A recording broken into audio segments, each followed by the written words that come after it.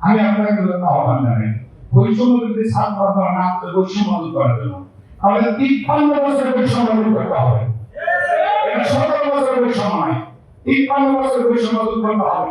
এই যদি 53 বছরের বৈষম্য দূর করতে হয় তাহলে পথ একটাই, সেটা হলো দেশকে আগে সংস্কার করা।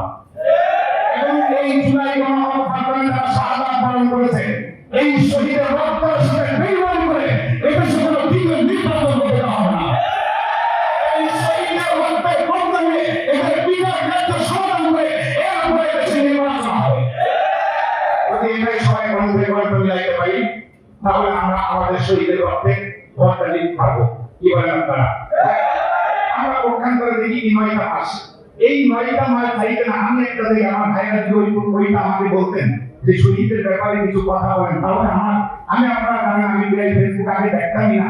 এই জুলাই পরে আমি ফেসবুক দেখি, সত্য কথা বলতে কি গত পরশু দিন রাত্রে বেলা আমি একেবারে আপনাদেরকে কৃষির জন্য বলি, আমি যখন তাহাজ্জুদের নামাজ উঠে যখন আমি ফোনটা ধরি দেখে আমার ফোনের ভিতর 2টা কল, এরপরে হুট করে কলটা ধরতে আমি আমার ফেসবুকে চলে গেছি।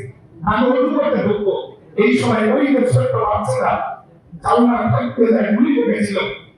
আমি ওটা দেখার পরে বিশ্বাস করেন আমি আর ওই করে নামাজে দাঁড়িয়ে আমার চোখে পানি রাখতে পারি যে হায় আল্লাহ, এই দেশের জন্য এই বৈষম্য দূর করার জন্য এই ছোট্ট শিশুরা কি অপরাধ ছিল, একক জীবন দিতে হয়েছে, অথচ আমরা রাজনীতি করি।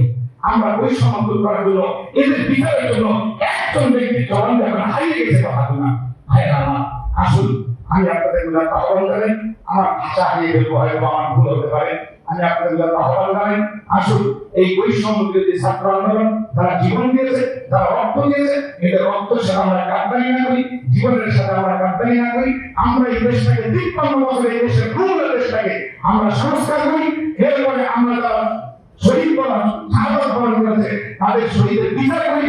এরপরে আমরা সমস্ত রাজনীতিরা একটা সুস্থ সুন্দর নিরপেক্ষ নির্বাচনের জন্য আমরা অপেক্ষা করি।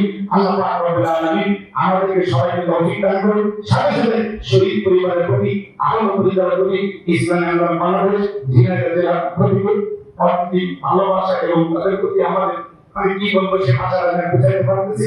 আল্লাহ রাব্বুল আলামিন আমাদেরকে সবাইকে তাদের পাশে থাকার তৌফিক দান করুন। শহীদের পক্ষ থেকে আমাদের পক্ষ থেকে কোনো সংবাদ আসলে হ্যাঁ কি বলবো তাদের পাশে আমরা দাঁড়াইতে পারি না অর্থনৈতিক কারণে সবার সহযোগিতার মাধ্যমে আমরা সেটা করতে চাই। আল্লাহ রাব্বুল আলামিন সবাইকে কবুল করুন। আমি আমার আলাইনা বিল্লাহ।